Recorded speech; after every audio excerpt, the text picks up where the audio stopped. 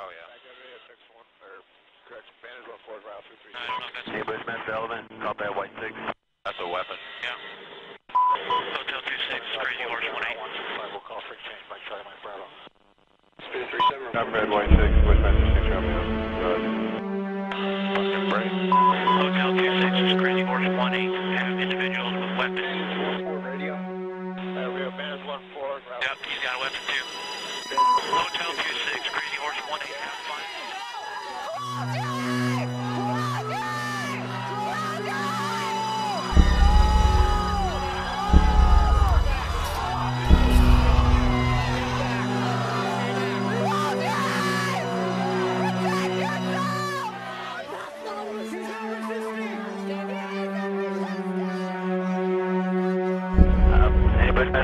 We got an RPG. Alright, we got a guy with an RPG. I'm on a flyer. We got an RPG. Alright, we got a guy with an RPG. I'm on a flyer. Okay, now hold on, let's come around. We got buildings right now from our point of view. Yeah,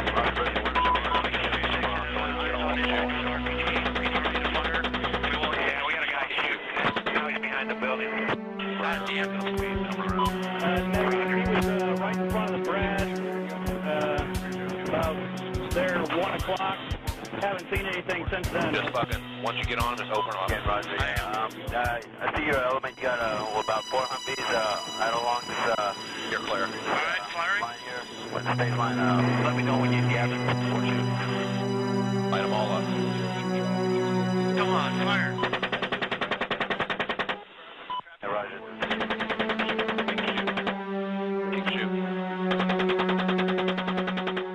Keep shooting. He's getting up. If he has a weapon in his hand. Never in human history have populations suffered the tyranny of despotic governments more than the 20th century.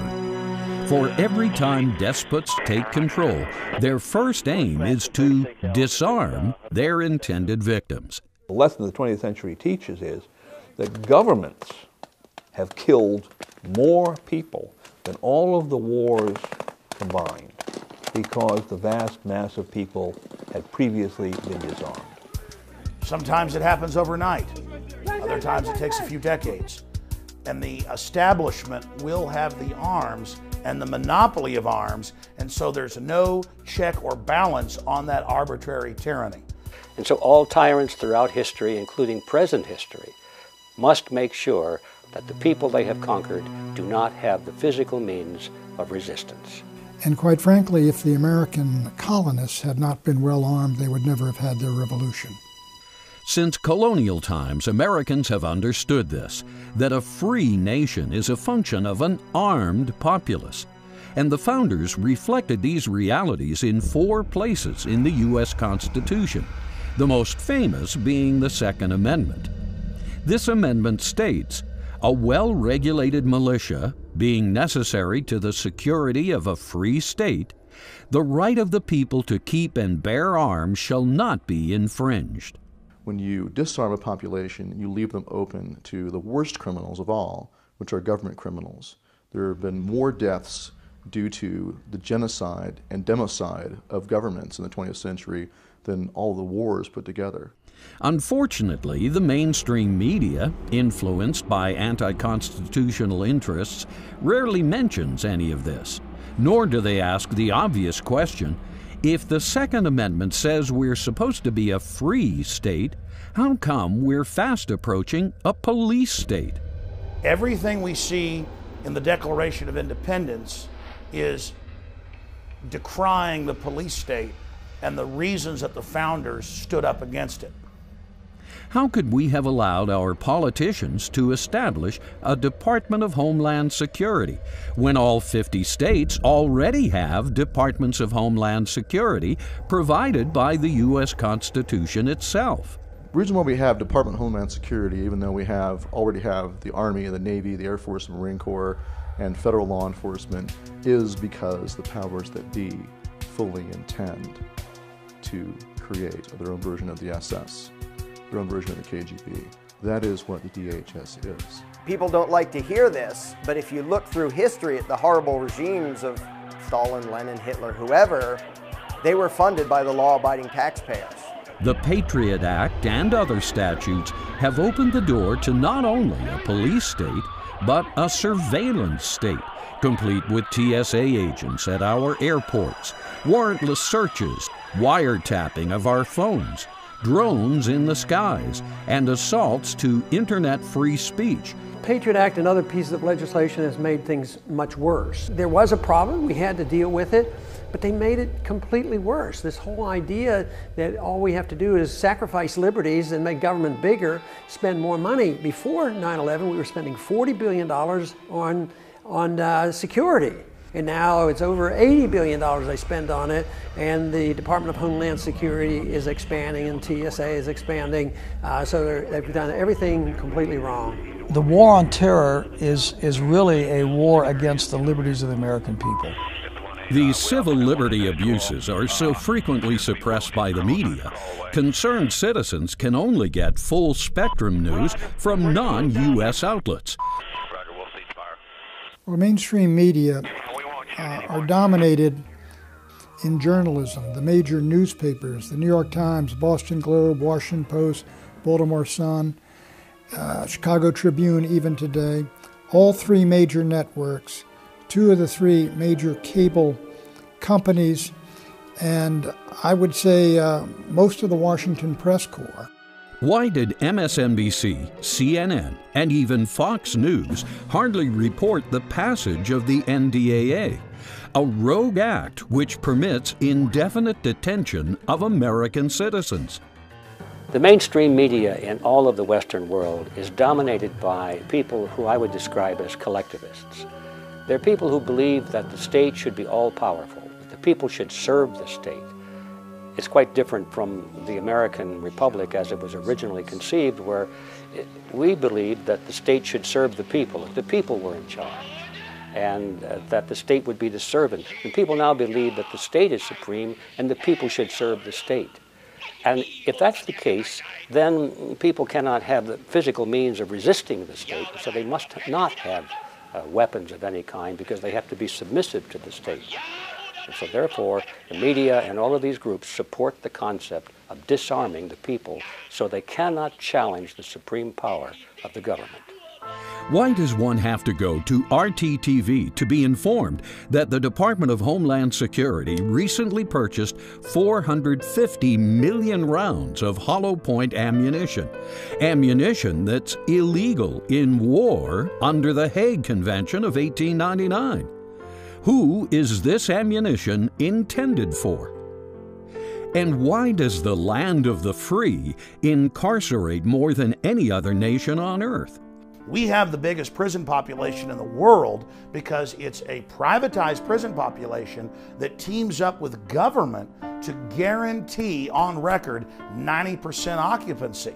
And the very same private prison industries in the last 50 years lobby for laws now where a guy in Florida released a few heart-shaped balloons for his girlfriend and has been charged with a felony. That's why I'm against the '68 Gun Control Act, because it's written to deny, quote, criminals guns, but they're making everybody a criminal. So they can get you into the system and then strip your Bill of Rights, your Constitution, your right as an American citizen away from you. The mainstream media fails to adequately report on all of these issues, especially the real purposes of the Second Amendment. Looking around, some would disagree that Thomas Paine's noblest, purest Constitution resulted in a nation that had the power to begin the world over again. For America today is looking more like the Old World, a repressive order that colonists sought to escape 520 years ago. They were ruled by tyrants and despots and magistrates of every type. They were told what to think and how to live. Our entire legal process and the laws upon which we were founded recognize the individuality, the uniqueness of mankind as created by God. The United States is unique in all of human history because first, we were 13 colonies that broke away from the greatest empire on earth, and established our separate existence as a country through force of arms, and then created the first great democratic republic in world history, which eventually became the greatest nation on earth. Let's take a closer look at the U.S. Constitution, in particular the Second Amendment, and see if we the people are applying it properly, as the Founding Fathers intended. The U.S. Constitution is the supreme law of the land. This means all other laws, statutes, regulations, codes, executive orders, and even Supreme Court precedents are secondary. The Constitution itself in Article 6 declares that it is the supreme law of the land. And essentially that relates to laws that are passed by subsidiary bodies such as the states or localities. And outside of the process of amendment, there is no law that can override the Constitution. The Constitution is comprised of basically two parts, the Articles and the Amendments. There are 7 articles and 27 amendments. Amendments are places where something has been added, changed, or deleted in the articles. The first 10 amendments are called the Bill of Rights, and they were drafted shortly after the 7 articles were written. Certain founders wanted to make absolutely sure we the people retained certain rights the new federal government could never take away. People wanted some absolute guaranteed bedrock rights. Hey, the federal government's not all powerful. Those rights are reserved to the states or the people. Among these are the right of the people to keep and bear arms.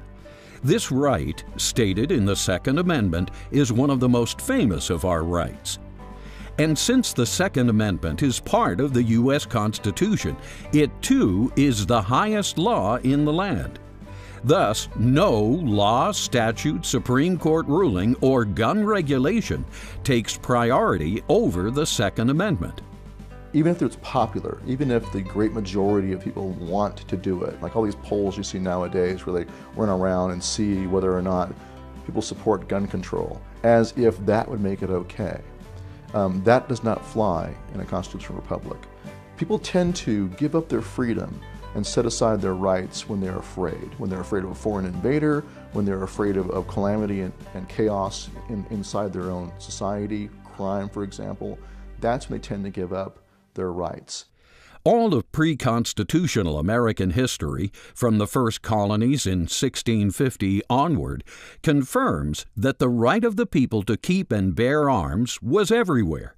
Not only did citizens have the right to keep and bear arms, they had the duty to keep and bear arms.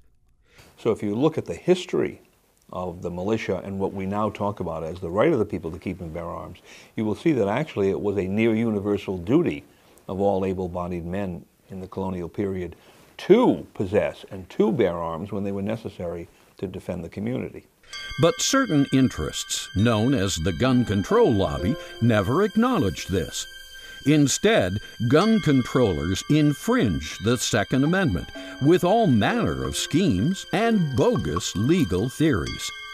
Yeah, I know why sales of these weapons have been soaring in the last few days. It's down to idiots like you. Mr. Pratt, thank you for joining me. There's every form of fraud and quack-filled, quack-driven theory out there to push the idea that disarming the people as a whole, as if there's some guilt-ridden mass of criminals, will transport us to some wondrous utopia when Chicago, New York, and other cities that have essentially banned citizen ownership of guns have crime rates in some cases 10 times that of areas that have high rates of gun ownership. And the ones on the opposite side that have limited gun restrictions have the least crime. The gun controllers have dreamed up every nasty name they can to replace the simple word arms. Terms like assault weapons, gangster weapons, Saturday night specials, and cop killers flood the mainstream media to toxify the Second Amendment. Well, there's an old saying, to kill a dog, you must first call it mad. And it's typical of the propagandist that when he wants to achieve something that we could consider a scurrilous result, he applies some nasty epithet to the victim or the target. So if you look at the term assault rifle, it's that word assault. Or if you look at the term Saturday Night Special, that's directed to the accessibility of types of firearms. Then the concept of cop-killer bullet, of course, draws the picture of the police officer being shot down in the line of duty. So if one were to follow the logic of that terminology to its ultimate extreme, most ammunition would have to be banned. And of course, that's the ultimate purpose. They either want to remove from the average person's possession a particular type of firearm, such as the so-called assault rifle, or make certain firearms inaccessible because only the rich can afford them. That's the Saturday Night Special logic. Or in the ultimate extreme, remove the ability to use most firearms by banning essentially all forms of ammunition.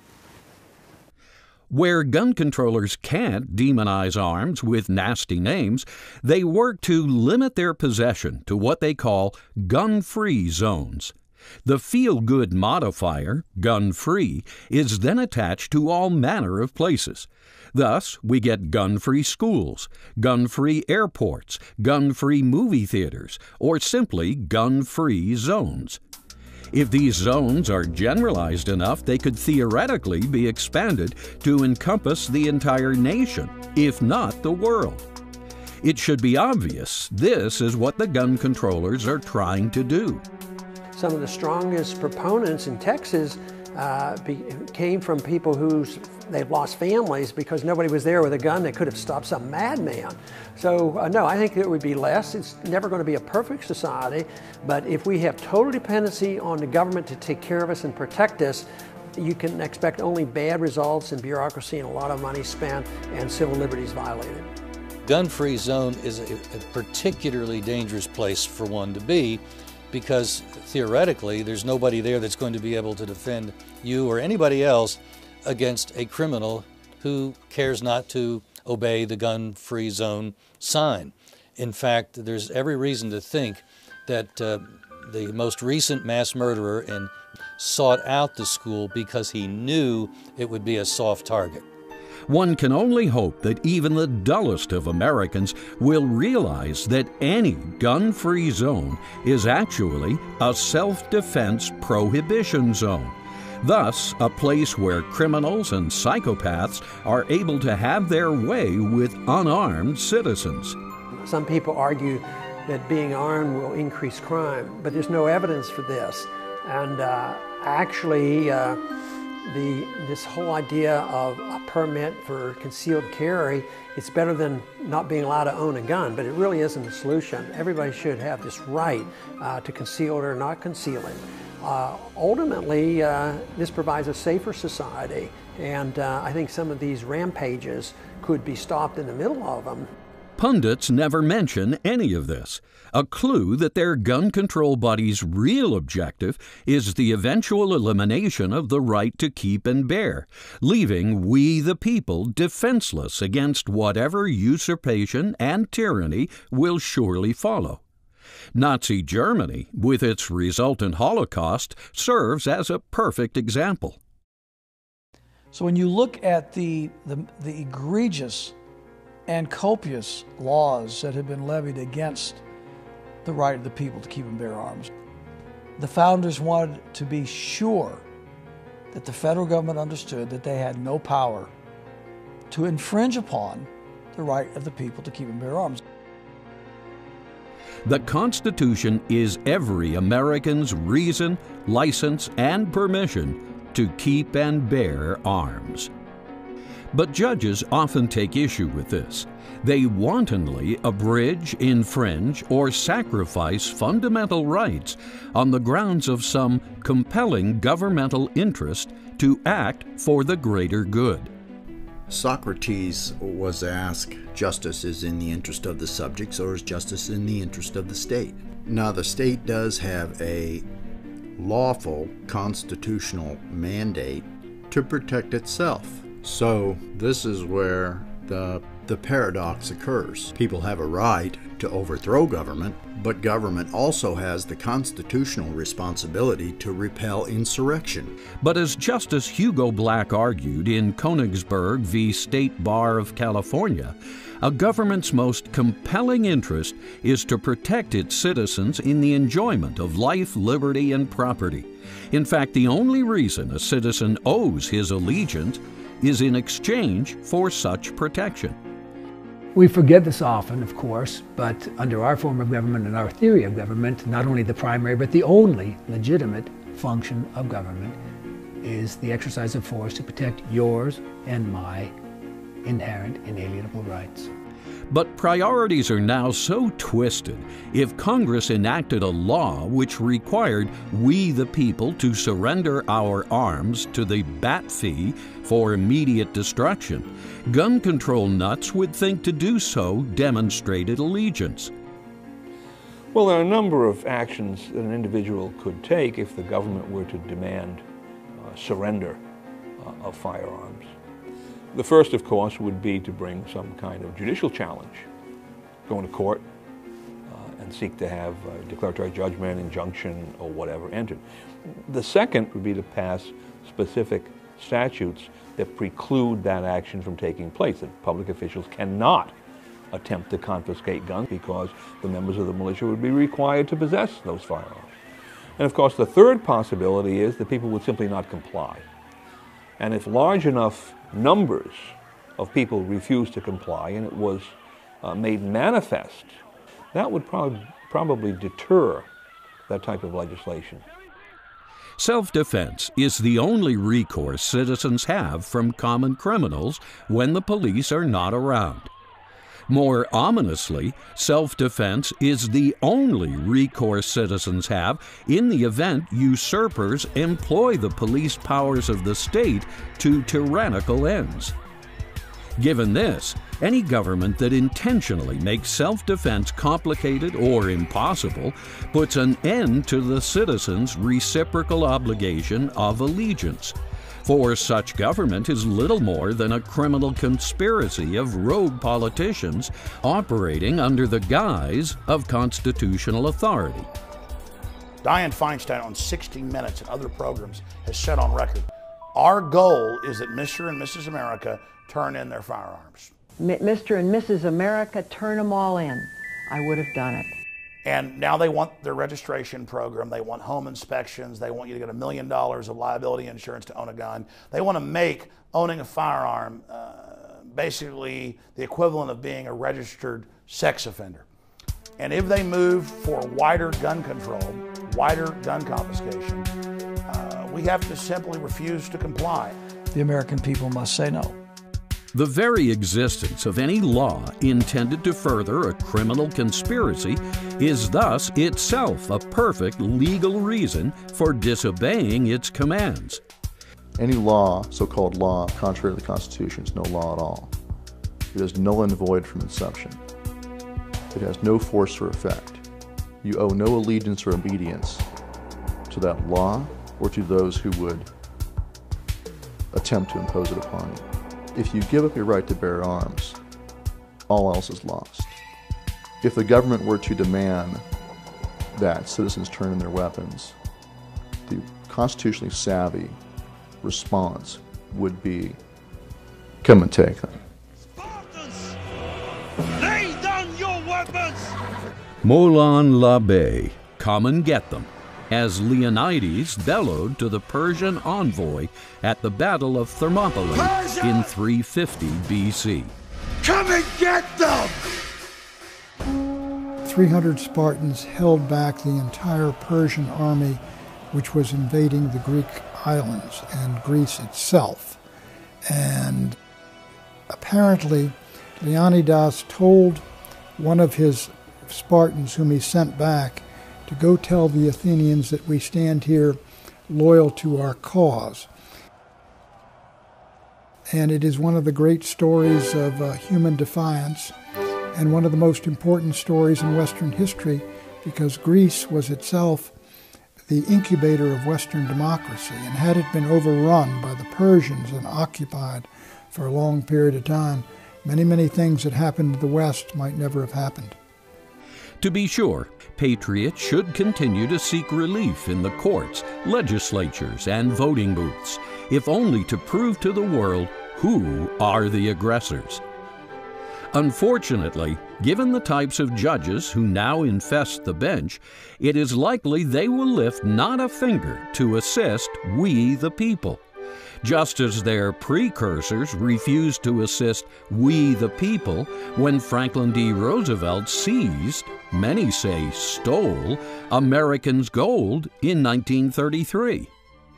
What FDR did was, in my judgment, illegal, unconstitutional, and immoral. We are in the condition that we're in today economically because of that decision that was made many years ago to refute sound money principles. When Franklin Delano Roosevelt confiscated gold through the government, he took away the property of the citizens. Instead of defending the property, he stole the property. So it's axiomatic that that act alone was a direct violation of the purpose of the American Constitution. Thus, the great question facing this generation is whether it's enough to just rely on the last part of the Second Amendment and ignore the first, which states a well-regulated militia being necessary to the security of a free state. So the right of the people to keep and bear arms clause of the Second Amendment really takes us back to the purpose, which is a free state to be secured through a militia. The right of the people to keep and bear arms, therefore, is what is necessary to maintain that kind of militia structure. The founders were concerned that government, particularly the new federal government in Washington, be able to be kept in check by state militias, by the militia of the people. Would the founders write something into the Constitution that had no meaning, purpose, or effect? The Supreme Court asked this same question in Marbury v. Madison and concluded that it cannot be presumed that any clause in the Constitution is intended to be without effect. In fact, the Supreme Court asked and answered this question in 5 additional cases.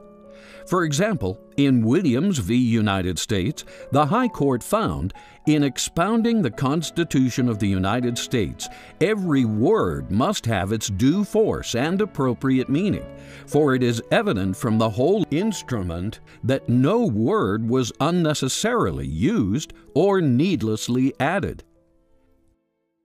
The law is what it says, and it's meant to be taken at its word. And one can never presume that there's some provision in a law that was meant or ought to be disregarded. Now, people sometimes say, well, there are provisions in the Constitution that are somehow out of date today. Third Amendment, about the quartering of troops in private homes.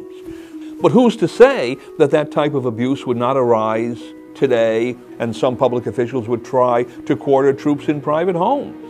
When I argued the case that if you want to go to war in committee, Foreign Affairs Committee, if you want to go to war, you have to have a declaration of war, and made them vote on that. Of course, they wouldn't do. They said that part of the Constitution is anachronistic. So it's that attitude that has to be addressed. What about the monetary issue? They don't follow the rules on the monetary issue. So you could rewrite and deal with the imperfections and try to improve it, but it's the attitude of the people and the attitude of our representatives about the respect for the rule of law that has gone badly. So, if the Founding Fathers acknowledged the necessity of a militia in the Second Amendment, and the Supreme Court ruled that every clause is intended to have effect, how can we ignore the idea that a well-regulated militia is necessary? Maybe we simply don't understand what the militia is or why they are necessary. The militia of the several states differ from other institutions like the Standing Army, police, and other organizations in community defense in that they are a constitutionally mandated body of the people in arms. Much like the jury, you only trust the people themselves with judgment over their fellow man. You also trust the people themselves with their own security, with securing a free state. And as the Constitution makes clear in the Second Amendment, a well-regulated militia is necessary for the security of a free state. Perhaps the best way to describe the militia is to begin with an explanation of what it is not. The militia is not the Army, the Navy, the Marines, the Air Force, or even the troops. It's not the National Guard, Coast Guard, or the police. It's also not some vigilante group, UN peacekeepers, or NATO. A militia is a citizen-based state institution of self-defense, similar in spirit to volunteer firefighters. The Army of the United States exists by sufferance of Congress. The Navy of the United States, if we have a Navy in the United States, exists by the sufferance of Congress. The militia of the several states are not such. Their very existence is not even dependent on the Constitution of the United States, let alone the sufferance of Congress. So they have an independence and a locality. They are the original instruments of the exercise of the sovereign sword of the people of the United States. Philosophically, the militia could be said to have originated 2,000 years ago with Mark 12:31 in the New Testament. Love thy neighbor as thyself. With this comes the idea of self-defense and the obligation to protect loved ones as well as citizens of the community. In both Testaments, the Bible is replete with examples of good, godly men and women who resisted evil, wicked government, sometimes by force. The verse is often used where Simon Peter, in trying to defend Jesus in the Garden of Gethsemane, the Lord told Peter to put up his sword. He did not tell him to give up his sword. The Bible is absolutely replete with the principle of self-defense as being given to us by our Creator God. As Christians, we are not violence-prone, but whenever those who are wicked and evil assert their power against us and attempt to take away the fundamental rights that our Creator God has given us, then they have crossed the line, and we have every right under God to defend ourselves, our families, our community, our liberty, etc. Sir William Blackstone, the founder's legal mentor, argued that the right to self-defense was meaningless unless the citizen was able to effectuate that self-defense. The right of self-defense is inherent in the natural rights of men. These rights are granted by the Creator. Now, the only way you can maintain your life in this world where there's a lot of evil is very often to engage in vigorous self-defense and the protection of yourself, your family, your property, your home, your country. It's thus only natural that the earliest colonies would carry forward these principles. In fact, just about every one of the 13 colonies had a militia in one form or another, even 150 years before the Constitution was drafted. The militia were active in the American colonies from the very beginning.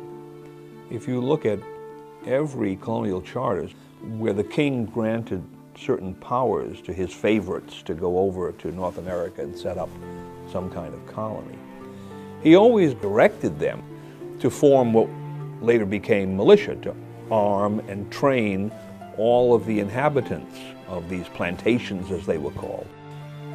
War of Independence comes, the states are no longer colonies, they continue with their militia structures. The Constitution is ratified and it incorporates the militia of the several states. And Congress, in fact, is required to organize, arm, discipline, and provide for the training of the militia and to call them forth for certain purposes of the general government of the United States. So Congress cannot remove them from the system. So they're permanent parts of the structure in the same way that Congress, the President, the Supreme Court, and the states are permanent parts of the structure. The militia in most states continued on for another 150 until they were phased out by the military-industrial complex that President Eisenhower warned us about. In the councils of government, we must guard against the acquisition of unwarranted influence, whether sought or unsought, by the military-industrial complex. The potential for the disastrous rise of misplaced power exists and will persist. We must never let the weight of this combination endanger our liberties or democratic processes. We have a national emergency, something going on. Central authority or federal government takes over and brings in all of the militia from the states, forms them into a giant army that is then used against, in the case of the Civil War, the rebels in the South. But then after the war is over, these armies continue to exist. And they weren't gonna, because they keep saying, well, we have threat to the nation. The threat's still there. So the threat's bigger than ever. The other problem we've got is the proliferation of nuclear weapons and weapons of mass destruction. So they always keep you on tetherhooks by suggesting that there's always this threat out there to the nation that may not be as bad as government wants you to believe. The framers were very sensitive to the danger of a standing army. They had just fought off the tyranny of the king's standing army. And so they did not want to see their new government with a continuing army. Given this history, it is easy to see that the militia not only predates the states, but predates the United States as well. This is why the Constitution doesn't bother to specifically define the word militia.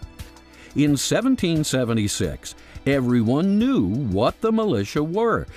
Today, most people are convinced the militia is the U.S. government running the state National Guard, and which is not the militia. The militia means that people should have their own weapons and defend themselves, and it's sort of amplification of, say, local sheriffs with posses defending their local turf. The only thing that's even resembling the militia are sheriffs who understand the Constitution, which puts strong limits on what the federal government can do, and who are using their posses and their deputies to stand between the federal government and the people of their counties. But let's take a deeper look at the militia and try to discover why the founders felt it was necessary to the security of a free state. The phrase revitalization of the militia means taking the more or less moribund structure that we now have, the so-called unorganized militia, and applying to it the necessary constitutional principles of organization. And of course that would mean, number one, near universal membership by all adults, number two, possession of firearms by most adults, number three, some kind of training. We go down the list. Unfortunately, some wrongly assume that the purpose of revitalizing the militia is to fight new battles of Lexington and Concord. Because most of what the militia would do under contemporary conditions would relate to natural disasters, industrial accidents, food shortages, perhaps economic crisis of some kind. You can run down a whole list. Now, ultimately, if there were a threat to the free state, then the militia would come into play, obviously in a Lexington and Concord type situation. And if they ever did that, we would outnumber the standing army 100 to 1. Thus, the ultimate purpose for revitalizing the militia of the several states is to reassert the people's control over the federal government. The federal government is supposed to be a government of enumerated and limited powers. And yet, they've twisted and interpreted the Constitution to mean the exact opposite. The federal government has all powers not expressly forbidden. Fortunately, we don't have to rely on even the Second Amendment by itself, for the Constitution acknowledges and describes the functions of militia in 3 additional clauses. Article 1, Section 8, Clause 15, Article 1, Section 8, Clause 16, and Article 2, Section 2, Clause 1. Article 1, Section 8, Clause 15 states that the Congress may call forth the militia for 3 purposes: to execute the laws of the Union, to suppress insurrections, and to repel invasions. By giving power to Congress to provide for organizing, arming, and disciplining, we gave ourselves the ability, the mechanism to create over time a greater degree of uniformity in arms, in tactics, in strategy, our ability to fight together. We also gave to Congress the power to govern such part of the militia as might be called into the actual service of the United States. And we've exercised that power from the very beginning of the very first Militia Act passed shortly after the adoption of the Constitution. Contrary to the gun control lobby's mission to disband the militia, Article 1, Section 8, Clause 16 clearly shows that Congress is supposed to nurture the militia. After all, the exact language of suppressing insurrections and repelling invasions sure sounds like what the Department of Homeland Security claims they have a mandate to do. But do they? Well, I think there's no doubt the Department of Homeland Security wants to take over, and they would want to reverse everything that the militia stands for. They want to hold guns, and they don't want the people to hold guns. The people are bad because they're a danger to us. So yes, it's just another attempt to centralize power. Our founders would be aghast of that because they didn't want to have a national police force. They didn't want standing armies even. So it's quite a bit different. So I think that whole trend toward the Department of Homeland Security is a very bad sign. The reason I voted against it and the reason I vote to try to stop it. Even though far more people die from car crashes, heart attacks, lightning strikes, and even peanut butter allergies than terrorism, the Department of Homeland Security is attempting to usurp power from the states, rationalized by the so-called War on Terror. 9/11, in my judgment, was not a false flag operation.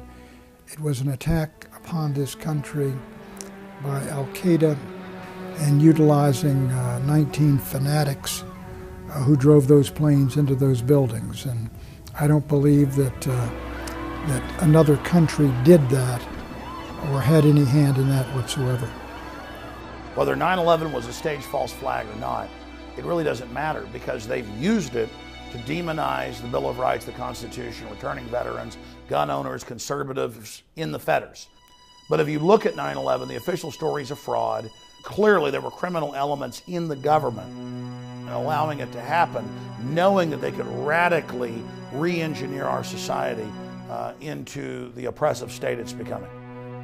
It should be obvious that these usurpers are just using this as an excuse to amass power by promoting fear to a mainstream, media propagandized public.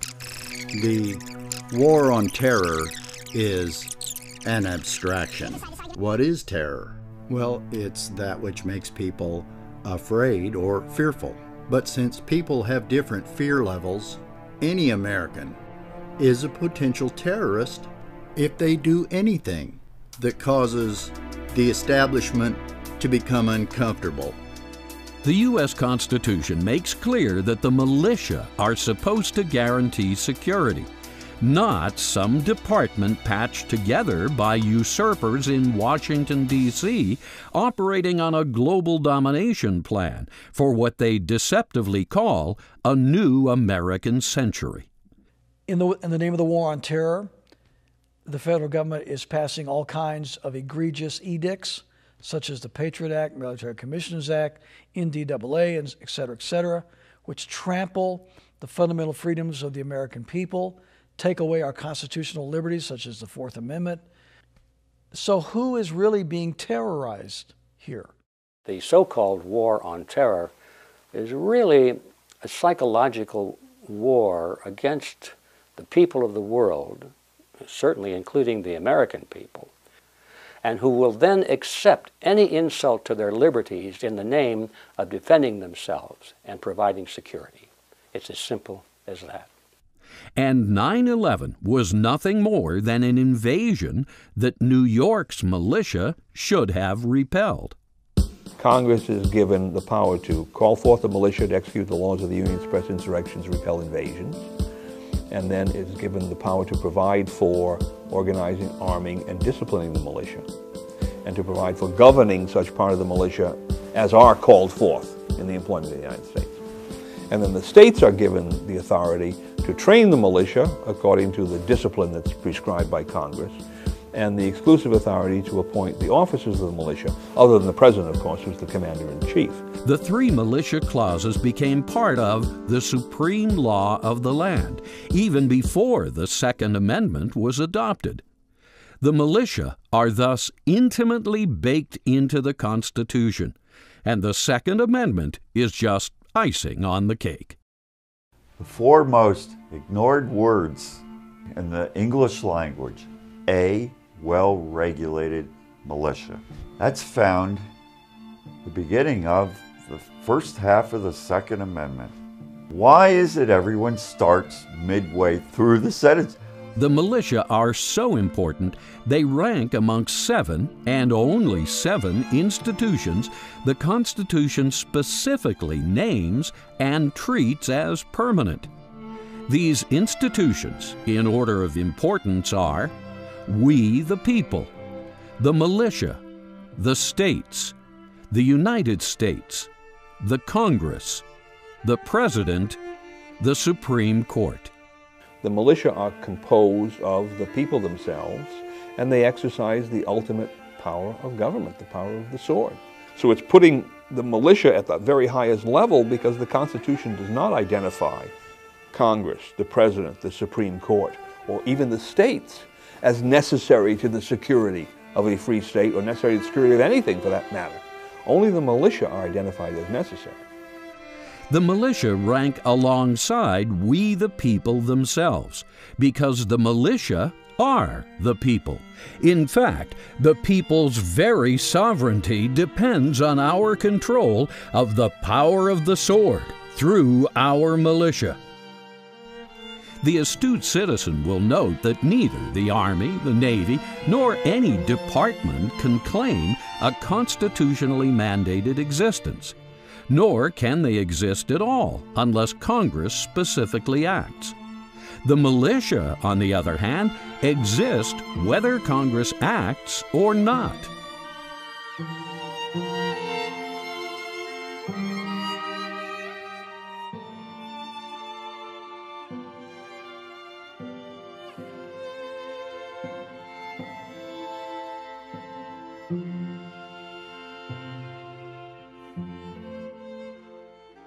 Who wants to be governed? Nobody. But we all want to be protected, don't we? And the purpose of the American Constitution, if you read it very carefully, and the Bill of Rights in particular, is not to govern the people, but to protect. The Constitution does not recognize a militia of the United States. And it's because of this unconstitutional act that Congress passed, Title 10, the militia of the United States. There's no such thing as the militia. It's unconstitutional right on its face. They are state institutions, and prior to the state institutions, they were colonial institutions. This is 300 years of historical as well as statutory history there. The President may only call forth a state militia for the 3 constitutional purposes, and the Governor is under no obligation to accede to such a call if he feels the mission is unconstitutional. Militia deployment is yet another check and balance the Founders built into our constitutional system to prevent the federal government from usurping power.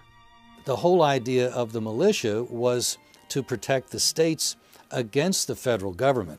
It was to be one of the very serious, tangible checks and balances against a federal government that might conceivably grow beyond the limits of what are in primarily Article 1, Section 8 of the Constitution. There are only about 18 things the federal government is supposed to do, and a lot of the rest of what we have going on in Washington simply is not constitutional. Because the Constitution guarantees the permanent existence of the militia as integral elements of the balance of power, the President, the Congress, the Supreme Court, nor any state can disarm them. For disarmed militia are no militia at all. Thus, if Congress, influenced by some gun control lobby, neglects to provide appropriate arming of the militia, as stipulated in Article 1, Section 8, Clause 16, the states must arm their militia anyway and take legal action to thwart any unconstitutional legislation passed under the influence of the gun controllers. It's pretty obvious, I think, by now that the so-called gun control lobby that seeks to disarm Americans really, if you look at who they are, almost all of them have some kind of a direct or indirect financial or political tie to the government itself. And since we know that governments, especially powerful, tyrannical governments, do not want citizens to be armed, and they're all for gun control, it's not difficult to understand why the people who are either in government or who are dependent upon government or close to government in some way should be in the vanguard calling for gun control. They do not want people to be armed to resist a tyrannical government because they are part of that tyrannical government. Thomas Jefferson said that the one thing that was essential to the maintenance of liberty was that people never lose what he called the spirit of resistance. Whenever we see any attempt to strip us of our fundamental freedoms, especially the freedom of the right to keep and bear arms, there can be no compromise. The line in the sand must be drawn on this issue, or the First Amendment and all the other amendments to our Constitution are really irrelevant.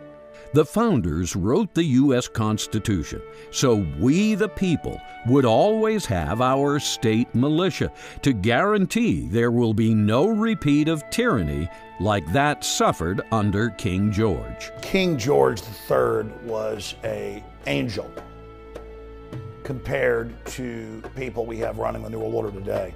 In the final equation, what we face is a much, much darker thing than our forebears did.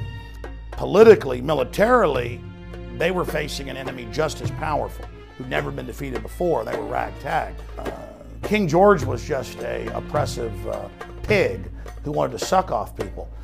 It is foolish, however, to think that tyrants and usurpers only existed in 1776. Such mentalities are quite active today. And when such tyrants and usurpers enact gun control statutes banning weapons that compromise the militia's ability to perform their duties, again, any state so affected has the constitutional authority to counter such rogue statutes by enacting its own legislation, requiring its citizens to possess the banned weapons for militia duty anyway. When you have a dictatorship or an authoritarian government, truth becomes treasonous.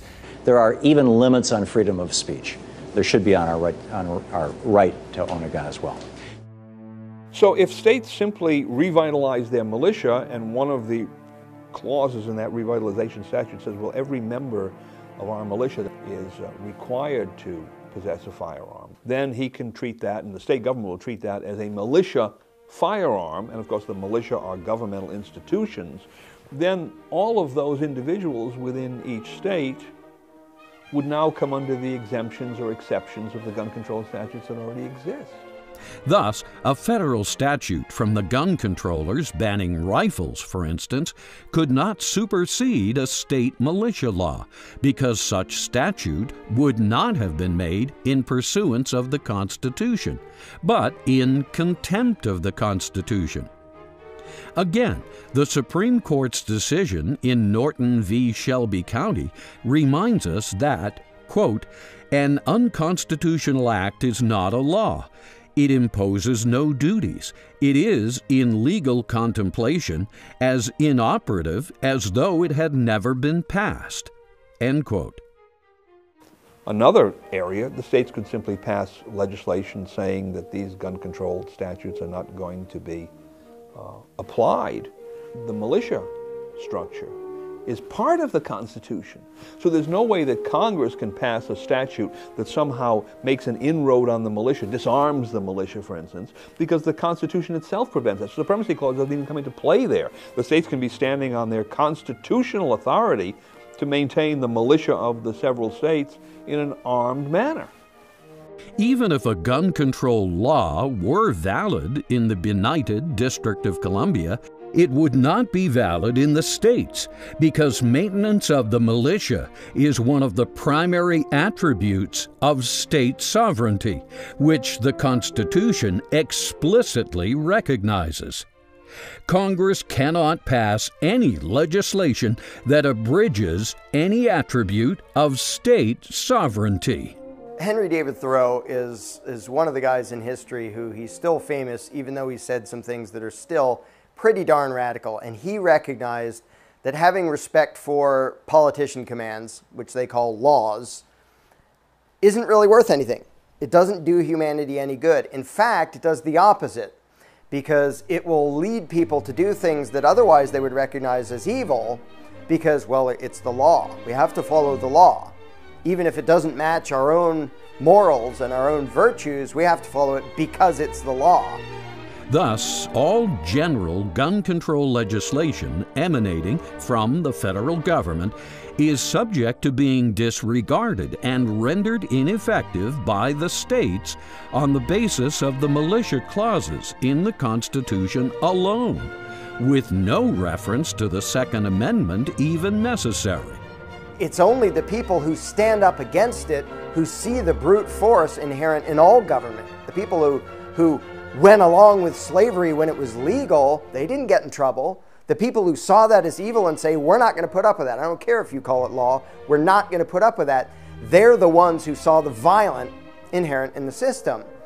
Bear in mind, in drafting the Constitution, the Founding Fathers made no attempt to disband the militia, not even to clear ground for some new military establishment under the rubric of militia. The militia was an important part of the concept of the new republic. It was their idea that the power, the military power, the power of the sword should retain with the states. After all, the American Union, United States of America, was a union of 13 governments, 13 states. And it was the concept to keep the military power in the hands of those 13 states. The founders understood and respected the militia, and this is precisely why they constitutionalized the militia, so Congress could never compromise it. Thus, when Congress is charged with the responsibility to provide for organizing the militia, this power should be contrasted with its power to raise armies and provide and maintain a navy. The Army and the Navy is a creature, an entity of the federal government itself. The militia is something that belongs to and is comprised of the people of the several states. And it's not under the authority of Washington. It's under the authority of local leaders and governors of states. The Constitution is clear. Congress has the option, but not the obligation, to raise an army and provide a navy, whereas the militia are permanent and must be accommodated by Congress as part of the very sovereignty of we the people. The military-industrial complex is thus unconstitutional to the degree it supports the deterioration of the militia. Military-industrial complex is just, for definition purposes, the giant corporations that arise around support services, providing support services to the military. And that would usually be tanks and guns and weapons and ammo. They get an inordinate amount of influence over the American government with their wealth and power, with their money.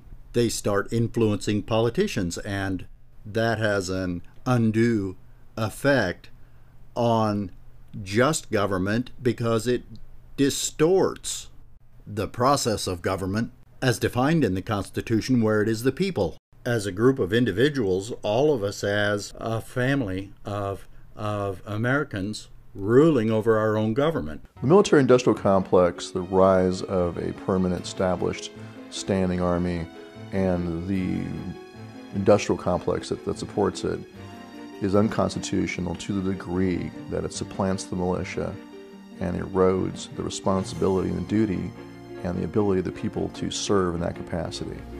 We must never let the weight of this combination endanger our liberties or democratic processes.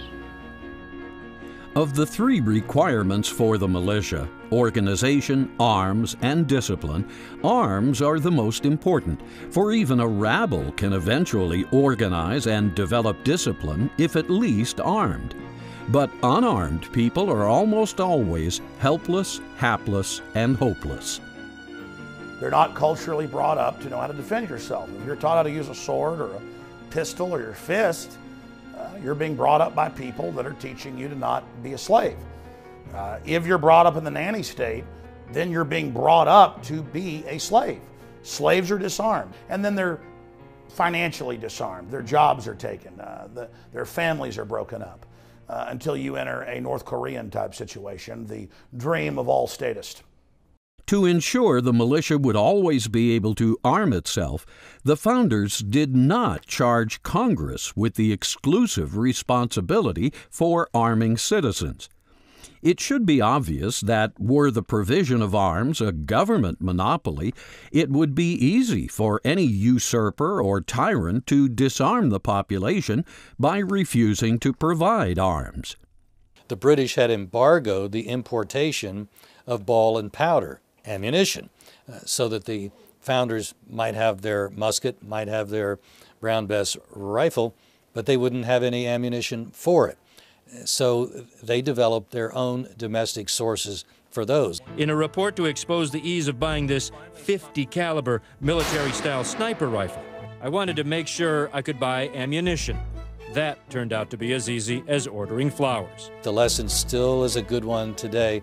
We need to be able to count on domestic sources for the production of firearms and ammunition in the United States. In addition, the framers wanted numerous outlets around the country where citizens could purchase arms, so no monopoly, public or private, could develop. And Drew Griffin of CNN Special Investigations Unit is joining us now. Pretty eye-opening report, Drew. Have there been attempts to regulate the sale of ammo online?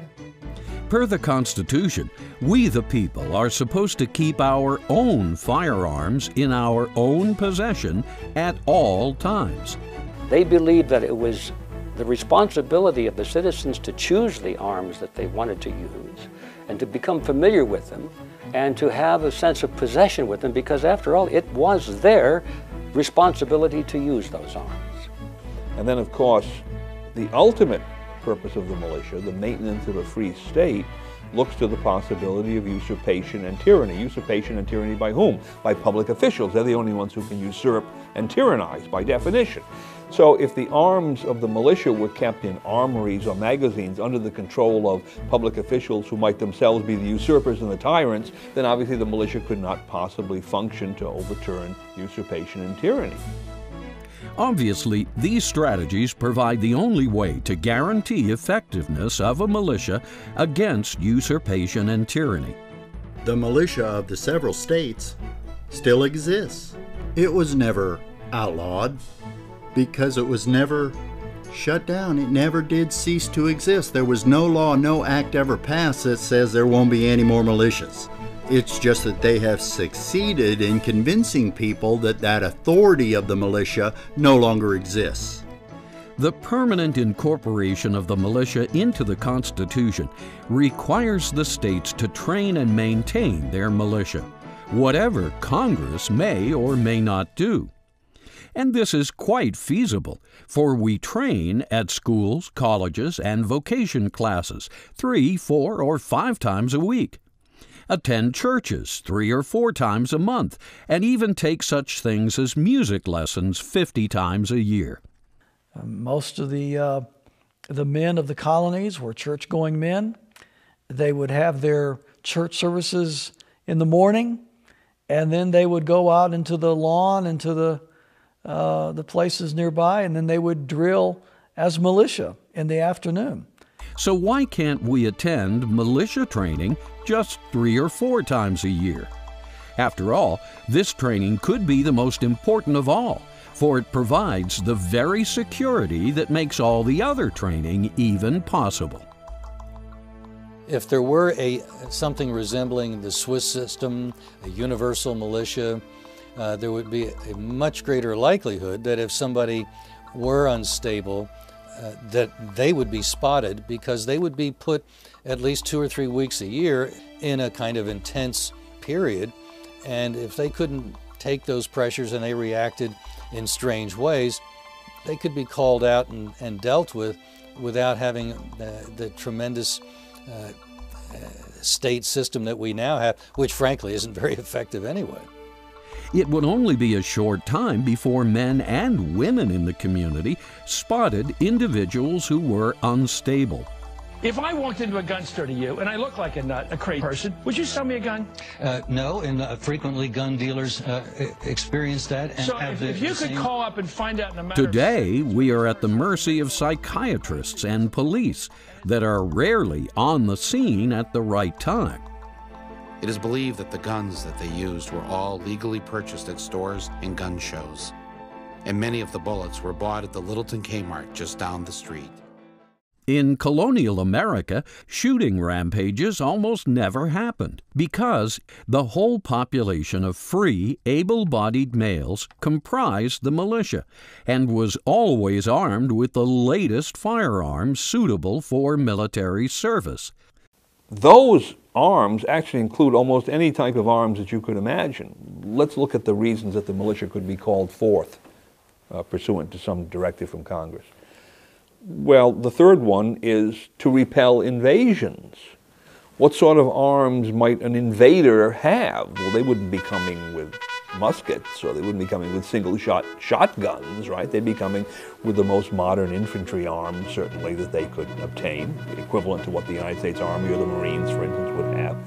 So to perform the function of repelling invasions, the members of the militia should have, unless he's a conscientious objector, he should have something like an AR-15 or maybe an M16 rifle. Suppress insurrections is another one of the 3 purposes for which the militia can be called forth. Well, an insurrection might be a local riot, in which case it would be sufficient to have the type of firearms that the police use, handguns or shotguns, sometimes fully automatic weapons. All of those would be necessary to perform the militia functions, and who would have particular types of arms would depend upon what kind of duty you were performing in the militia.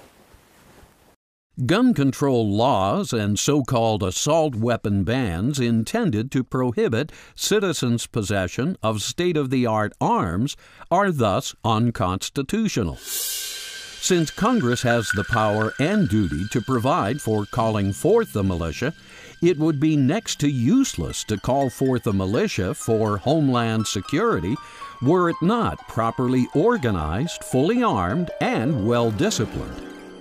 The Second Amendment's reference to a well-regulated militia is a reference to a militia that is regularly organized, armed, disciplined, that is properly armed and knows how to use the arms under tactics that it's agreed upon, that it can be coordinated with other companies, battalions, regiments, divisions, and even other states, and can fight effectively. Certainly it's the antithesis of what we have today, where for almost 100 years we've been so lazy that we've forgotten all organization and certainly don't exercise it. But again, this is the undisclosed strategy behind the gun controllers' plans of usurpation. Atrophy the militia so we the people can't be effective in providing our own homeland security necessary for a free state. We've all heard the idea that if you put a frog in cold water and gradually heat the pot, the frog will stay in the water and never jump out and allow himself to be boiled to death.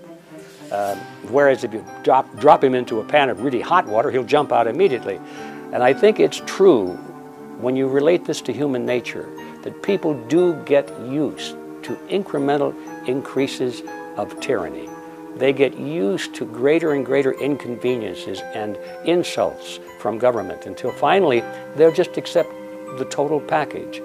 Yes, the gun controllers know exactly what they are doing, and the mainstream media, being part of the gun controllers' arsenal, never allows guests on shows to discuss the real purposes of the Second Amendment. Their long-term mission is to slowly boil the frog, slowly disarm we the people, so that, without noticing, we fall into their hands like ripened fruit, as the cultural Marxist Antonio Gramsci wrote. Antonio Gramsci was an Italian communist who went to the Soviet Union and observed it under Lenin and Stalin, and declared that Lenin and Stalin may have full power here and rule here, but they have not won the hearts of the people. The people detest communism. They love Russia. They love their Orthodox religion. And Gramsci went back to Italy, where he was imprisoned by Mussolini, and he wrote that in order to really take over a country and take over the world, communism basically had to remove from the interior of people Christianity, their Christian beliefs, their love of country, all of these things that made people behave as they did, and replace them with a much more totally secularist and Marxist ideology. So, what exactly is the gun control lobby? In a word, it's what's known as the globalists. A globalist propaganda corps here to disarm the American people so that they can have a re-education, hot purge, red terror style takeover of our country. Because they know that if you have a tyrannical government and you're forcing people to do things that they don't want to do, supposedly in the name of society, people aren't going to go along with it and they will rebel. And so it's important to make sure that if they rebel, all they've got is clubs and sticks, while they, the military of the governments of the world, have got all the powerful weapons.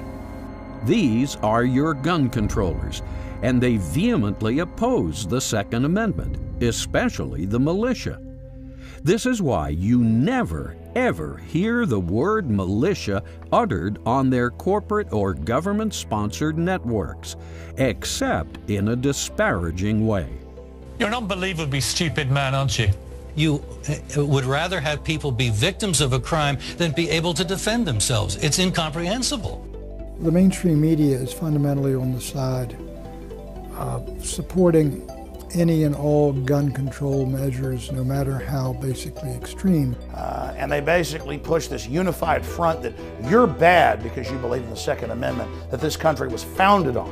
1776 happened because the Redcoats came for the ball and powder. They came for the guns. Texas got founded because Santa Anna tried to disarm Texans who'd become Mexican citizens. So the truth is, the people demonizing the Second Amendment are the real enemies of the Republic.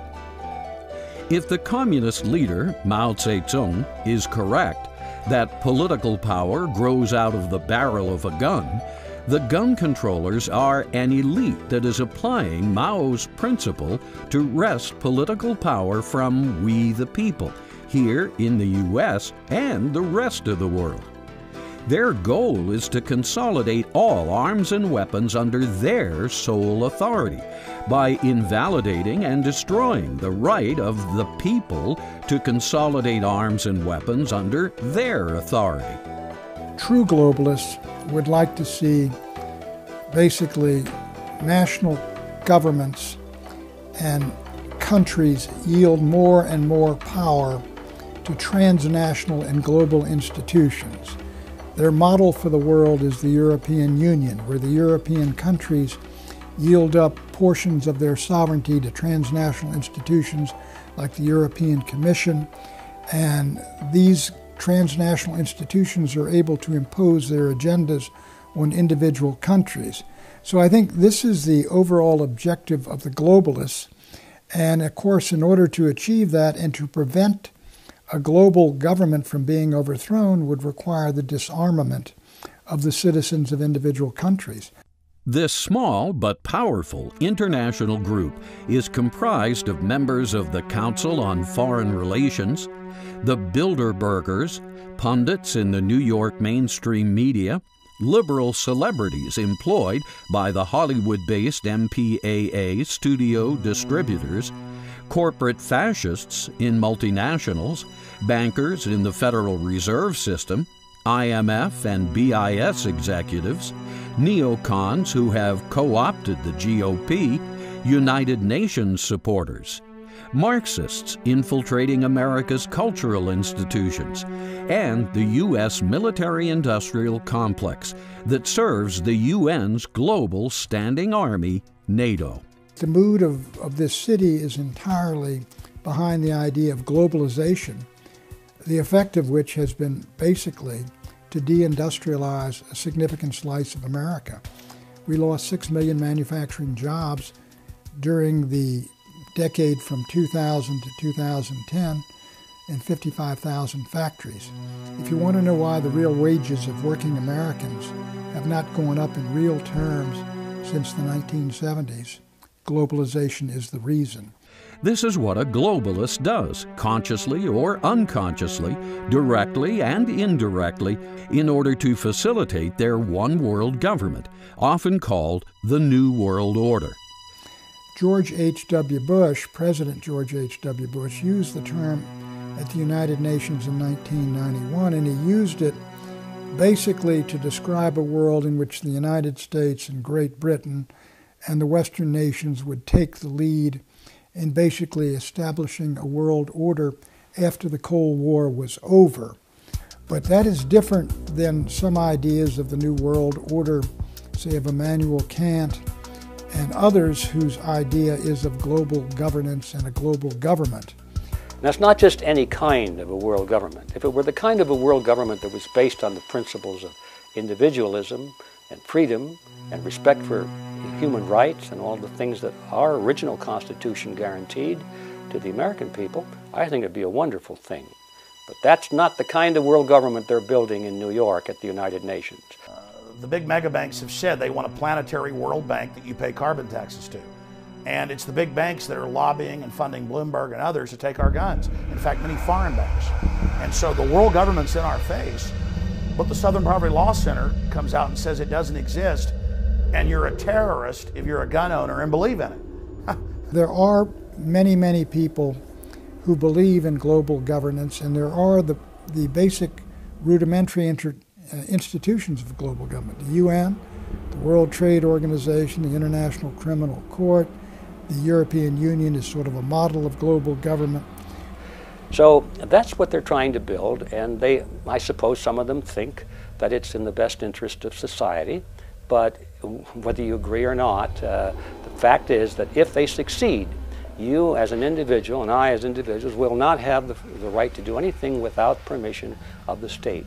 And we'll be totally regimented, and I think it'll be George Orwell's 1984 finally arrived.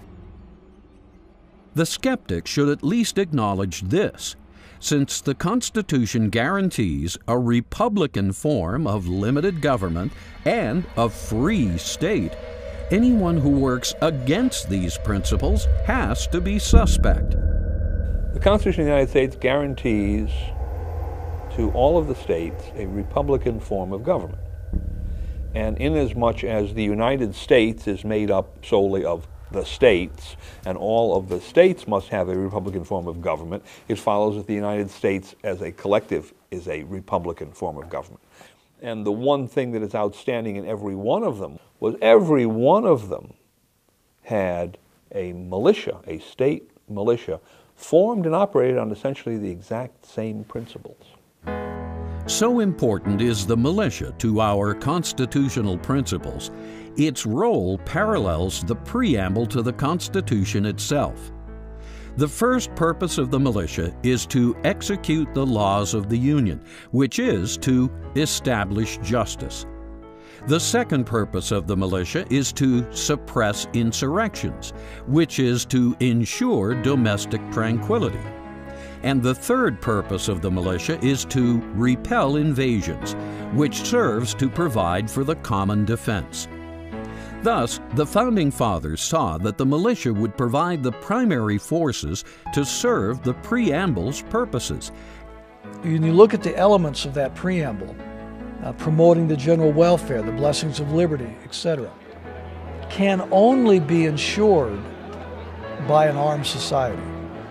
There is no common defense without an armed society.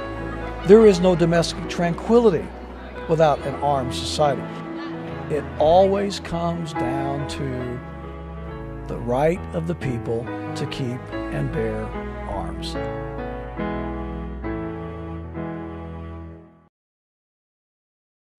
Usurpation and tyranny by individuals in high office are bound to be abnormal situations and constitute the most serious possible violations of the Constitution. Now, it does raise a question, what do you do, though, when Congress is full of oath breakers and the presidency is dominated by an oath breaker and the courts are oath breakers? Then what do you do? Who then executes and enforces the Constitution? I don't think Congress is going to call forth the militia or the president to enforce the Constitution against himself. But in the final recourse, in defense of our rights, in defense of using the tool of nullification, I think it would be the purpose of the militia would also that they could support and defend the Constitution even against Congress or the President. The Congress or the President oversteps their bounds. The Constitution delegates to Congress the power to provide for calling forth the militia for three purposes, one of which is to execute the laws of the Union.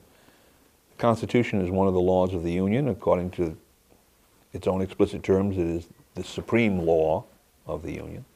Therefore, under appropriate circumstances, the militia could be called forth to execute the Constitution. Because the militia may be called forth to execute the laws of the Union, and because the Constitution is the supreme law of the Union, the militia may be called forth to execute the Constitution itself. If Congress or the President were to call forth the militia for an unconstitutional reason, to enforce an unconstitutional law, the governor of the state has no duty to send his men. That's the great safety valve of having the militia be the body that is there to execute the Union. A standing army of a professional warrior class that's under the perpetual command of the Commander-in-Chief, the President, is much more likely to go along.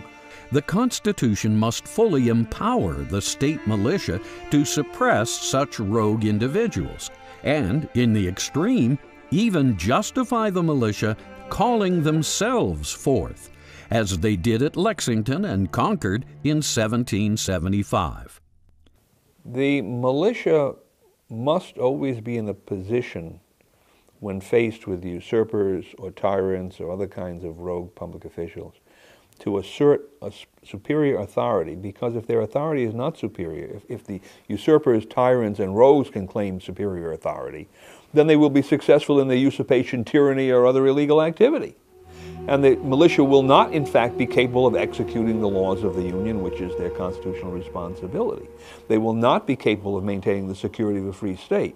The Constitution is a document to restrain the government. And if you don't obey the Constitution, then you don't restrain government, you expand government. If you look at what's happened the last 100 years, I mean, whether it's foreign policy, attack on civil liberties, or economic policy, it's government intervention, constantly growing, and Republicans or Democrats. It's always more instead of less. And I think basically that it's because they don't follow their oath of office. You know, we tell our kids, obey the rules, then they find out, well, the government doesn't obey the rules, and then they get confused, so they like to hear, at least some people do believe that we ought to obey the rules and take the oath of office seriously. It is important to realize that true homeland security, the purposes for which the Constitution says the militia may be called forth, does not mean the security of mere individuals who happen to temporarily hold public office. And it does not mean the security of the wealthy, well-connected, or unscrupulous special interest groups that feather their nests at the expense of common citizens, while rigging elections, prostituting public office, looting the national treasury, and dispatching America's youth to undeclared wars. All public officials in the United States are required to take an oath or make an affirmation to support the Constitution. So if an individual is usurping authority, he's attempting to exercise a power that is outside of the area in which he can constitutionally operate, and therefore he's violating his oath or affirmation, and similarly for tyranny, because the Constitution doesn't provide any powers that allow people to exercise tyranny over anyone. But the real usurper is one who understands that what he's doing is not within his authority, and of course the real tyrant is trying to overthrow the entire legal system. Homeland security means the security of a republican form of government and a free state.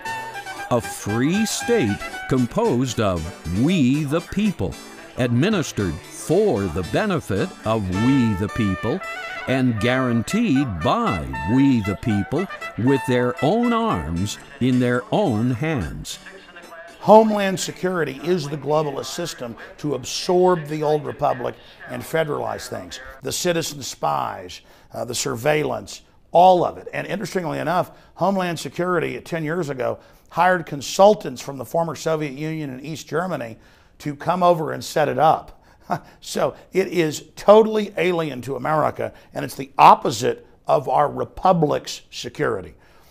So, to be constitutionally legitimate, any program of homeland security must be fashioned around the militia of the several states, not the armed forces or national intelligence agencies, and especially not some cabinet-level department in Washington, D.C., constructed like the Ministry of Interior of an East European Stalinist regime of the 1950s. They didn't call it Homeland Security, they called it security of the motherland or the fatherland, that sort of thing. I guess it was Russia that called it the motherland, and the Germans called it the fatherland, and we call it the homeland, and so forth. But it's all the same concept, and the idea is that it's supposed to protect us against some horrible tragedy, an invasion, or some crime, some invading army or terrorism or something like that. And the people usually go along with it because they're scared to death. They need to be protected, they think. And so the concepts are exactly the same. There's nothing new in the Department of Homeland Security in the United States that didn't exist in these previous tyrannical systems except one thing, and that is the technology has advanced a lot since then.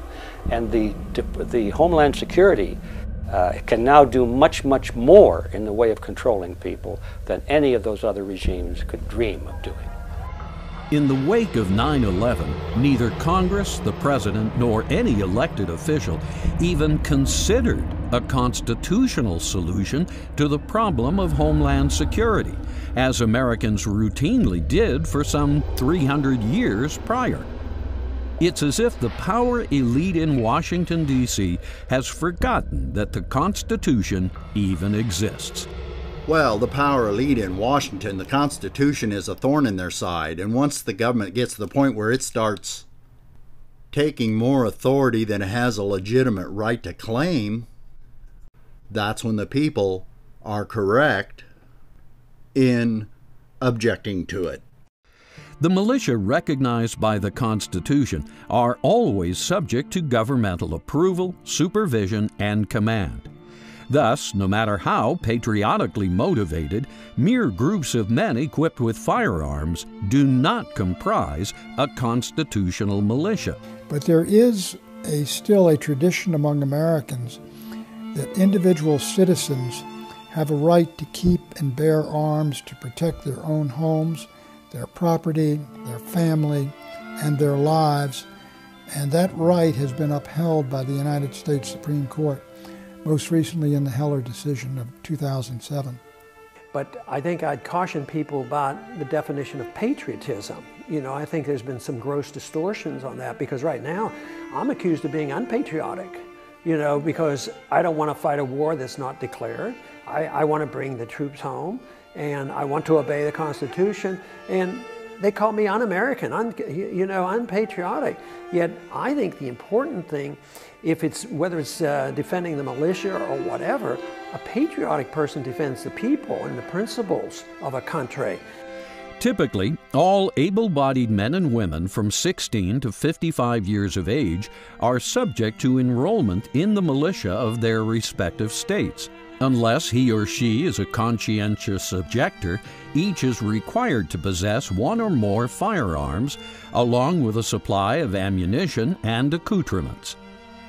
it's not just a right, it's also a duty that you need to fulfill, just like you have a duty to serve on a jury if you're called.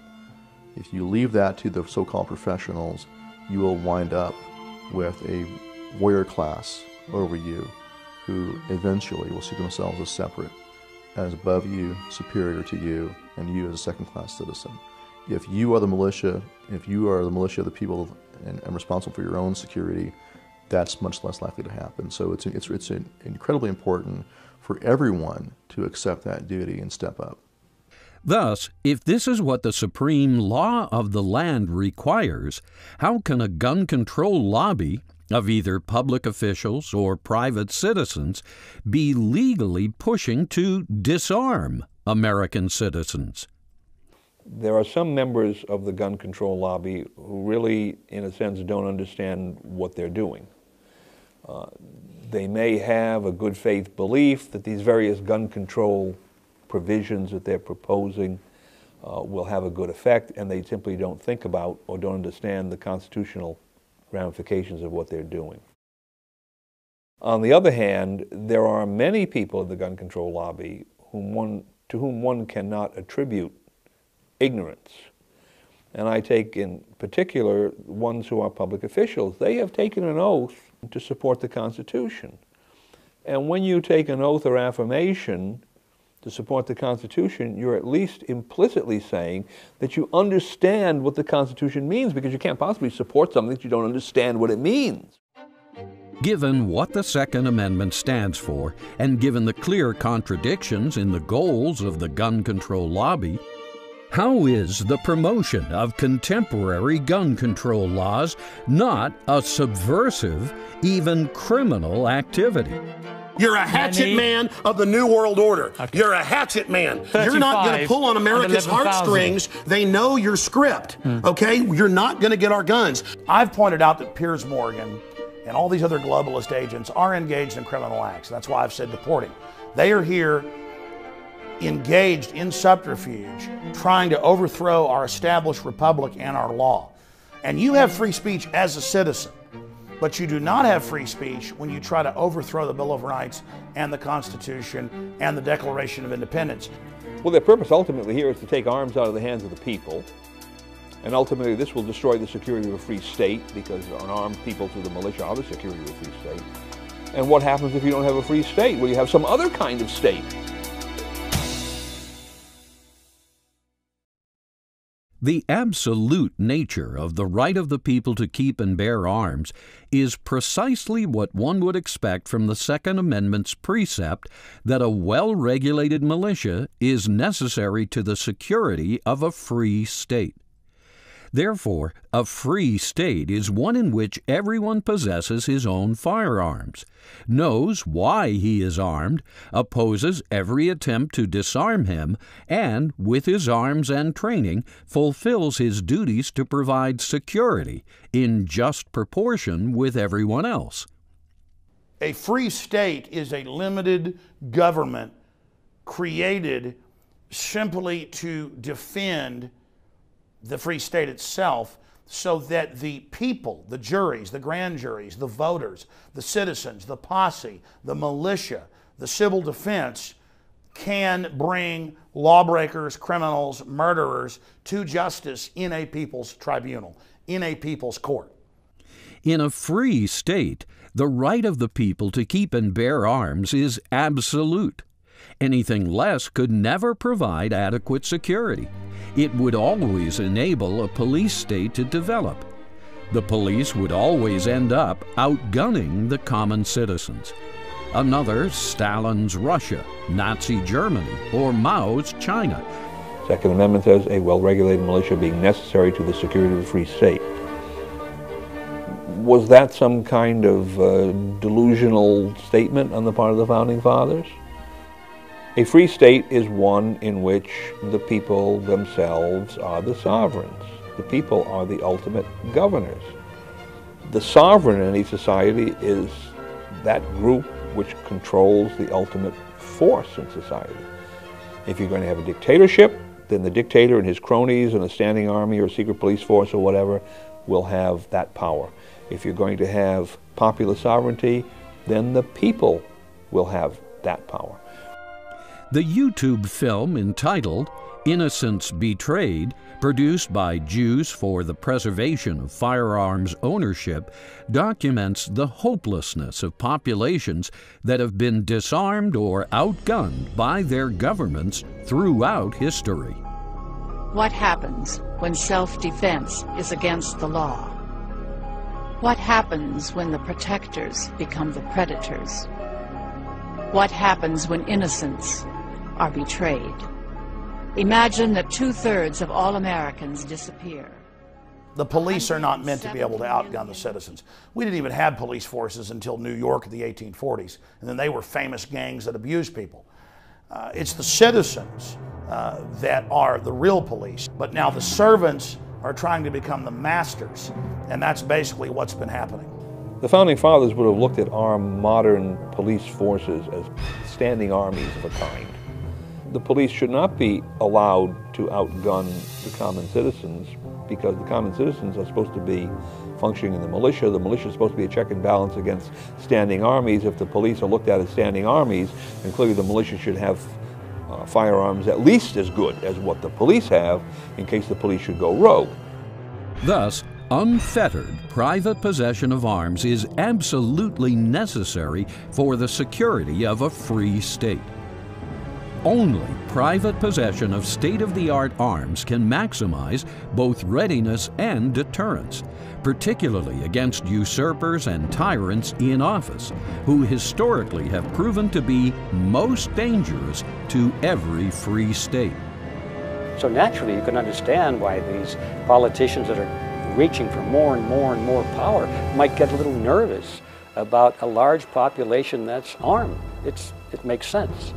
But other than that, I cannot think of anybody in their right mind who want to take away the right to have and bear arms to protect yourself against tyranny. The right of the people to keep and bear arms thus encompasses the freedom to carry arms, whether open or concealed. It also encompasses the necessity to assemble with such arms in constant readiness for militia purposes. It's absurd to think that law-abiding citizens that are well-armed, you're going to have something as absurd as like a shootout at the OK Corral. That would be something like a Pierce Morgan would say. Quite possibly they could have taken this guy out and saved people's lives. Or you could have had the gunfight at the OK Corral in there and lost even more lives, couldn't you? Let's take a break. What roll of the dice would you like? You'd prefer to be unarmed? How many people here think I make crackpot points? Yeah. One. How many think I make sensible points? You're in a minority, my good friend. Schools, college campuses, movie theaters, airports, and yes, even jets cannot be so-called gun-free zones. Private businesses may choose not to allow firearms in, but as far as public places, there shouldn't be. I know in New Hampshire, you can bring an open carry firearm into the state assembly. We have the President of the United States has armed bodyguards all the time. If the presence of arms is so dangerous, then he should lead by example and dismiss his Secret Service officers or take away their guns and tell them that the White House is now a gun-free zone. The awareness on the part of potential criminals, terrorists, usurpers, and tyrants that untold numbers of citizens are, or could be, carrying firearms in public and private places deters antisocial behavior at the microcosmic level and the macrocosmic level. If you had had armed citizens at Columbine High or armed citizens in Aurora, a lot of people who are dead and a lot of people who were wounded would not be wounded today and would not be dead today because a citizen with a concealed carry could have stopped this individual or might have stopped this individuals before they carried out their atrocities. Under the Constitution and Bill of Rights, you can have a gun anywhere you want. So they start curtailing it in one place, then they curtail it and then ban it everywhere else. So the only place you can curtail firearms is on private property. But then if you operate a mall or something as a commons and then advertise it as a gun-free zone, you only invite the killers. Had the gun control lobby in Colorado not disarmed their citizens in gun-free zones, the twin massacres at Columbine High School and the midnight movie screening of Batman would have been unlikely. Had the gun control lobby in Nazi Germany not disarmed its citizens, the Holocaust would also have been unlikely. Free states is the backbone of not just the Second Amendment, but all of the other fundamental tenets of freedom. The states and the recognition of the power and authority that states have is the greatest hindrance and obstacle to the accruing of power in one central government.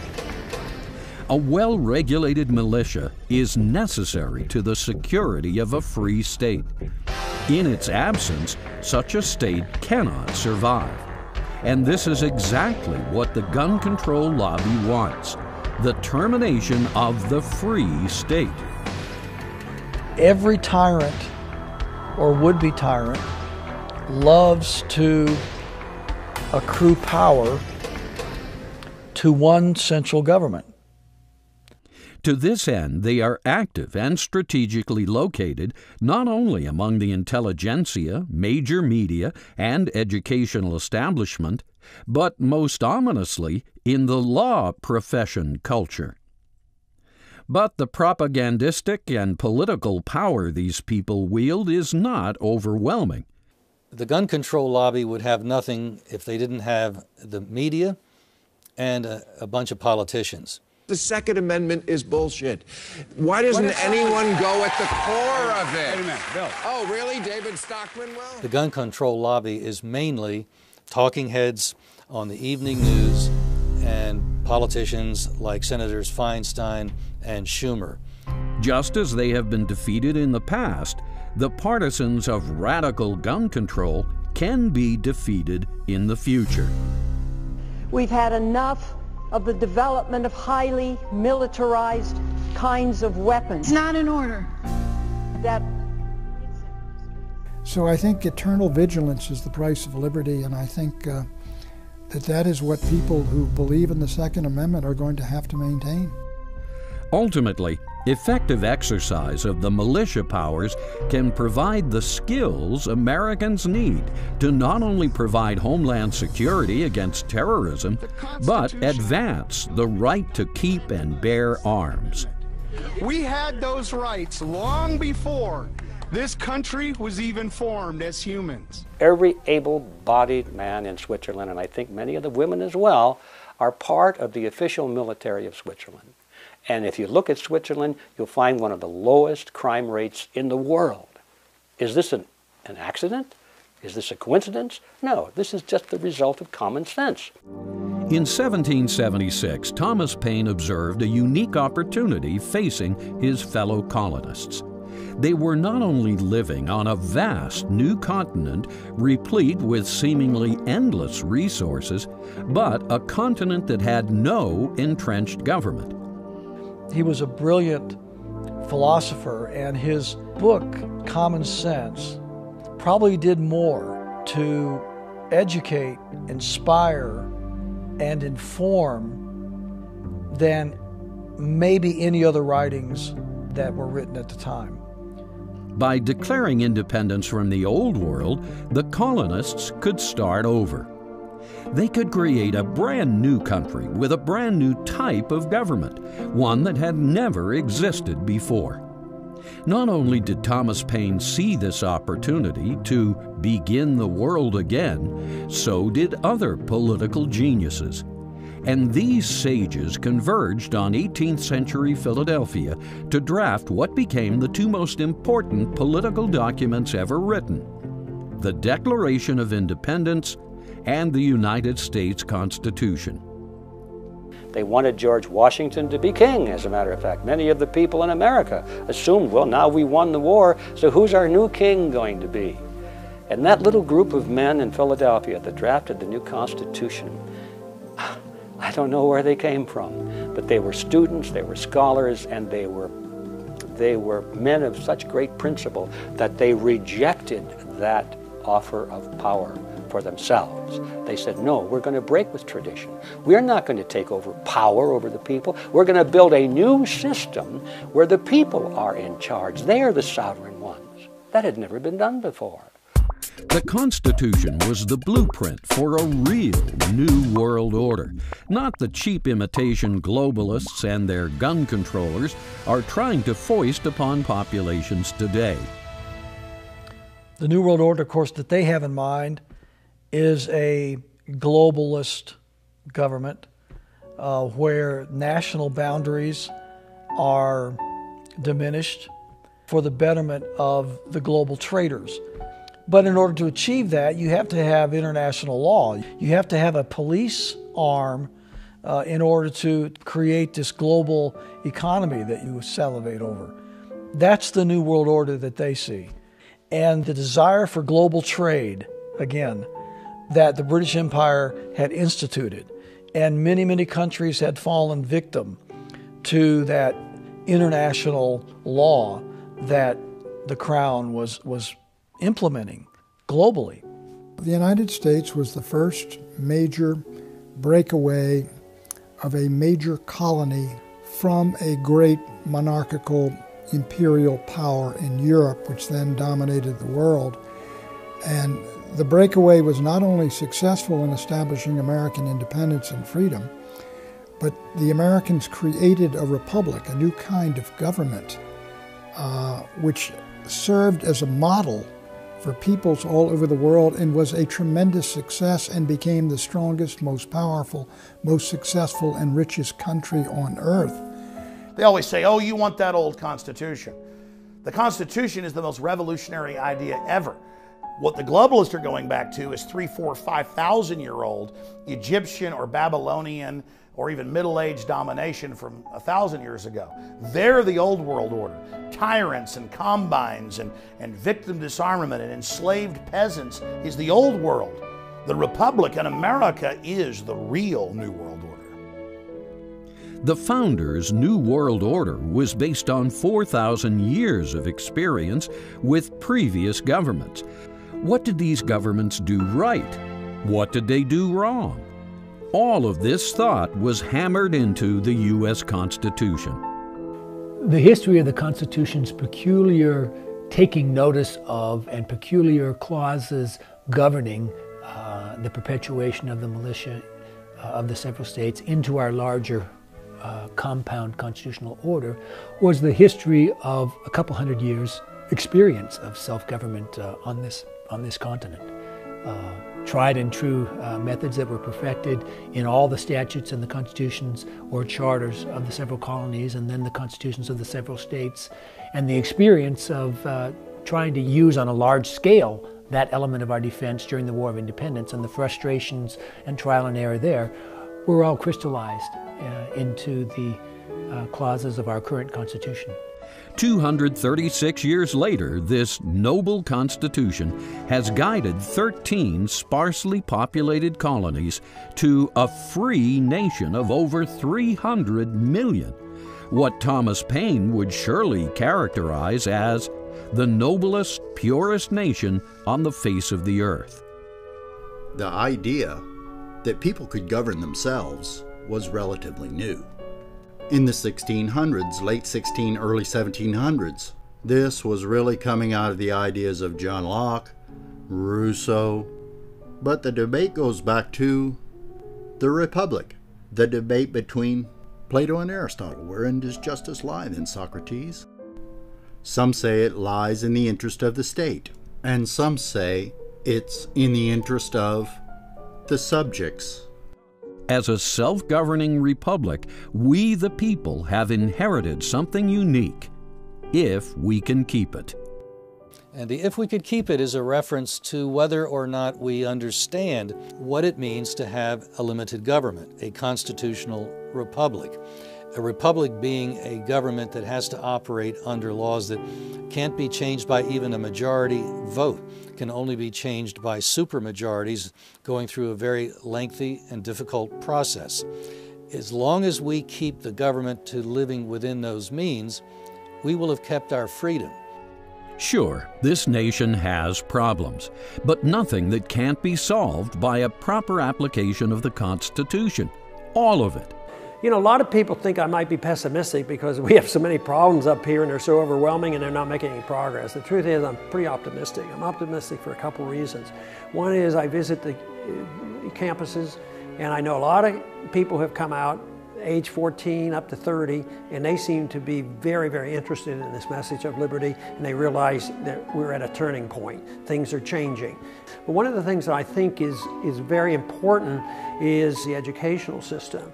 And that is the reason I have such a soft spot in my heart for homeschooling. I believe homeschooling can overcome, even though it's a small percentage of people now, I think it's going to continue to grow. And I think people that have homeschooling are much more likely to reach the right conclusions than if you depend on a government school that's going to preach pro-government stuff.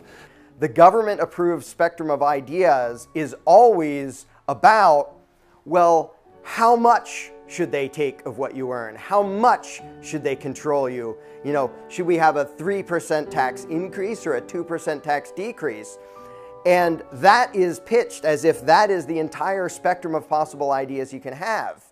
And if some wacko comes along and says, how about if we each spend our own money? The concept is so foreign to most people because they never heard that in school, that they don't know how to process it. And all this time, they thought they were open-minded. They thought they were being exposed to all these different views when basically they just got a few flavors of tyranny. The most hopeful sign that we will be able to keep it is the probability that 80 million gun owners in America understand the principles behind the Second Amendment. Obvious to them is the concept that gun ownership is not only about self-defense, hunting, and target shooting. It's about keeping our freedoms and way of life. It's a nice environment. It's a nice place. The gun owners of America have what I would call a subconscious understanding of the real purpose of the Second Amendment. For a long time, they focused on what would really be called shooting sports, hunting or target shooting. More recently, the emphasis has been on personal protection. If you limit the American public's access to semi-automatic technology, you limit their ability to survive. If someone's invading your house, I mean, you shouldn't say you should only have 5 or 6 shots. You ought to have what you need to protect yourself, a woman should, not what some politician thinks is reasonable. But there's a recognition now coming to the fore that you cannot defend a community against tyranny through an individual right to keep and bear arms. And the individual hiding in his cellar with his own handgun or rifle is not going to be an effective deterrent, let alone be able effectively to resist. You need community organization, community self-defense, and of course the word for that in the Constitution, or words for that in the Constitution, a well-regulated militia. This subject, known as the power of the sword, is not complex. Even if Molon Labe is your first exposure, there is no reason you cannot quickly master the key points and pass them on. There's an inexorable drive on the part of people to have government assert greater and greater power over individuals and their decision-making, over the economy, and over politics. And the only guarantee of a free people is eternal vigilance and a willingness to resist and oppose what's going on. Self-government is not a spectator sport. And if you are not governing yourself, someone else is going to appear to govern you. There will be some kind of government there. And if it isn't popular sovereignty, it will be unpopular sovereignty in one sense or another. And you can imagine what that something else will be, simply looking at all of those societies in the 20th century that went down the other road, where the people let the bureaucrats or the standing army or whatever, eventually the dictator and the secret police, serve the exclusive role of governance. And then the people became the subjects of that governance instead of the controllers of that governance. So, what are we going to do about the usurpers and rogue politicians working against the U.S. Constitution?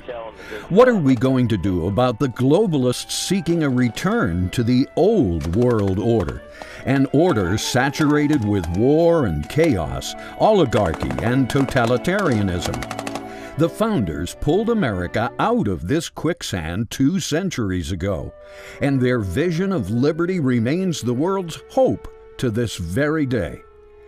But liberty is a tide that ebbs and flows, an evasive luxury that only remains abundant when certain principles are applied. And one of those principles, the necessity of a well-regulated militia, is found in the Second Amendment. The amendment that guarantees America's freedom.